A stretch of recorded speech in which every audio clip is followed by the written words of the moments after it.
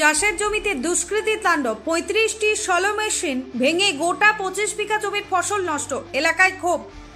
মাঠে জল দেওয়ার গোটা ৩৫ শ্যালো মেশিন রাতের অন্ধকারে ভেঙে চুরে নষ্ট করে দিয়ে গেল দুষ্কৃতীরা। পাশাপাশি প্রায় ২০ থেকে ২৫ বিঘা জমির ফসল কেটে দিল। বনগাঁ পৌরসভার জয়পুর সৃষ্টিধাম মন্দির এলাকায় এই ঘটনায় ব্যাপক উত্তেজনা ছড়ায়।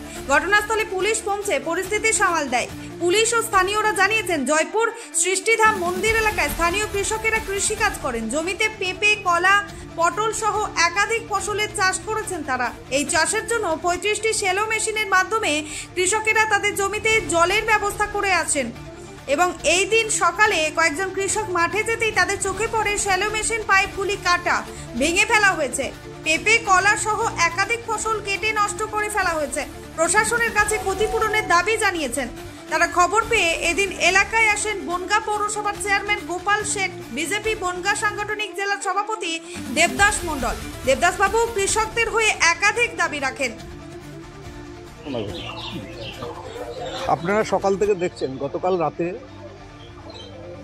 এখানে যে চাষের জমি আছে, আপনার সবজি চাষ হয়, গতকাল রাতে সেই সবজি যেমন পটল আছে, কুঁদরি আছে, লাউ আছে, আপনার কলা বাগান আছে, কেটে ধ্বংস করে এবং ২৫ থেকে ৩০টা শ্যালো মেশিন, যে মেশিনগুলো উল্টিয়ে দিয়েছে এবং শ্যালো মেশিনের যে পাইপগুলো যেখান থেকে জলটা আসে সেই পাইপগুলো দা দিয়ে কেটে কত বড় হিংস্রতা দেখিয়েছে। যে পাইপগুলো কাটা দেখলে বোঝা যাবে যে হিংস্রতাটা মানে কত গভীরে। তো আমাদের প্রশ্ন, এর আগে কোনোদিন এই জয়পুর মাঠে, এটা বনগাঁ ২ নম্বর ওয়ার্ড, এই জয়পুর মাঠে এই চাষিদের আজ পর্যন্ত কোনোদিন হঠাৎ এখন কেন হলো? আমরা পুলিশকে বলতে চাই যে বেছে বেছে এখানে যে হিন্দু জমিগুলো আছে সেই জমিগুলো ফসল কাটা হয়।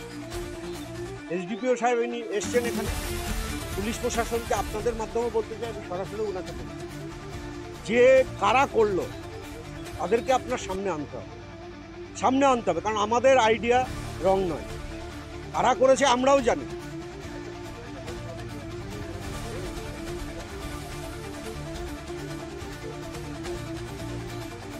দেখুন, এখানে তৃণমূল, তিনি হলো চেয়ারম্যান, বনগাঁ মিউনিসিপ্যালিটির চেয়ারম্যান, তিনার একটা দায়বদ্ধতা আছে।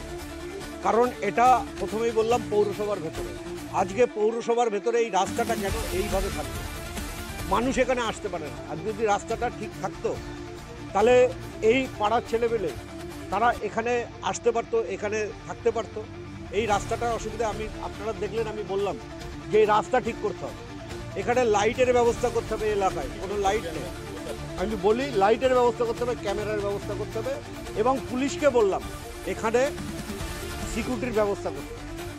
চেয়ারম্যান উনি বললেন কালকের থেকে রাস্তায় হাত দেবেন, উনি বললেন লাইটের ব্যবস্থা করবেন, উনি বললেন ক্যামেরার ব্যবস্থা করবেন। কারণ ওনার দায়িত্বের মধ্যে পড়ে, উনি এতদিন করেনি কেন? এটা ওনার ব্যর্থতা। এতদিন কেন করেনি? এটা পৌরসভার ভেতরে ওনার ব্যর্থতা। যাই হোক, উনি বলেছেন আগামীকাল থেকে সমস্ত কাজ শুরু হবে, আমরাও দেখব এবং বিশ্বাস রাখছি আপনি কাজ শুরু করবেন।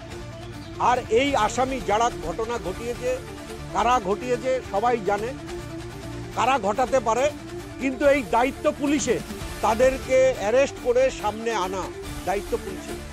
যদি পুলিশ ব্যর্থ হয় বা পুলিশ কাউকে আড়াল করতে চায়, তাহলে আগামী দিন এই চাষিদের নিয়ে গিয়ে বনগাঁ বাটার মোড়ে বসে থাকবে যতক্ষণ না এর ব্যবস্থা হবে। শুধু তাই নয়, এখানে চেয়ারম্যান ছিলেন, ওনাকে বলেছি যে গরিব মানুষের এই ফসল ক্ষেত নষ্ট হয়েছে তাদের কম্পেনসেশনের ব্যবস্থা করতে হবে, তাদের আর্থিক সহায়তাই করতে হবে। উনি কথা দিয়েছেন, উনি করবেন। উনি যদি ওনার কথা ঠিক রাখে, ওনাকে ধন্যবাদ জানাবো। উনি যদি কথা ঠিক না রাখে তাহলে আন্দোলন হবে।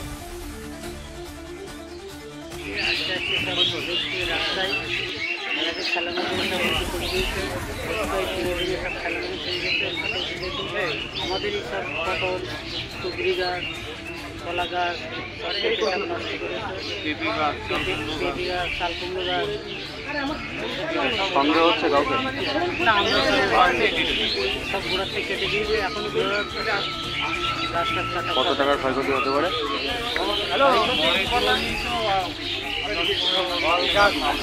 অলকার দিয়ে 10-15 লাখ টাকা তো হবে ক্ষয়ক্ষতি। এখন জল দেবেন কি করে, তো গরম জল? ওইটা একটু জলটা জল দিতে পারবো না, হ্যালো সব ছেড়ে দিয়েছে। এখন ওই হ্যালো ঠিক করতে কত টাকা লাগবে বা কী করে কী হবে। এমনিতেও বিঘাতে জল দিতে 2,500 থেকে 3,000 খরচ। তা আজকে যদি জল দিতে হয় কত খরচ পড়বে? আজকে খরচ আজকে হয়তো লাগবে না, বৃষ্টি হয়েছে, কিন্তু 2-1 দিন বাদে যে জল দিচ্ছি, জল দিচ্ছি যাবে 2,000-2,500 খরচ তো হবে। কী চাইছেন, কী চাইছেন? গ্রেপ্তার হোক যদি। হ্যাঁ সে তো কী নাম আপনার? কতটা জমি রয়েছে? আছে, কী চাষ করেছে? সবজি আছে, পটল আছে, ধান আছে।